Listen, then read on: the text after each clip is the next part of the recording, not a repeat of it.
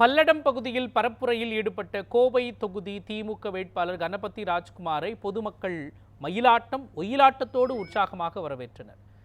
கோவை தொகுதியில் திமுக கூட்டணி சார்பில் வேட்பாளர் கணபதி ராஜ்குமார் போட்டியிடுகிறார். இந்நிலையில் அவரை ஆதரித்து அமைச்சர் மு.பே. சாமிநாதன் சேடப்பாளையம், கள்ளம்பாளையம் உள்ளிட்ட பகுதிகளில் வாக்கு சேகரிப்பில் ஈடுபட்டார். தொடர்ந்து வாக்கு சேகரிப்பில் ஈடுபட்ட அமைச்சர் மற்றும் வேட்பாளருக்கு தொண்டர்கள் மயிலாட்டம் ஒயிலாட்டத்தோடு வரவேற்றனர். மேலும் வழிநெடுகிலும் பொதுமக்கள் ஆரத்தி எடுத்தும் மலர் தூவியும் உற்சாக வரவேற்பு அளித்தனர். மத்தியில் இந்தியா கூட்டணி ஆட்சி அமைய அனைவரும் உதயசூரியன் சின்னத்திற்கு வாக்களிக்குமாறு திமுக வேட்பாளர் கணபதி ராஜ்குமார் பொதுமக்களிடம் கோரிக்கை விடுத்தார்.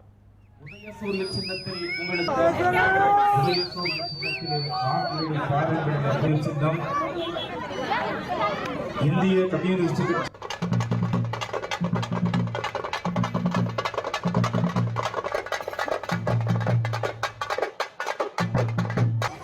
முனைவர்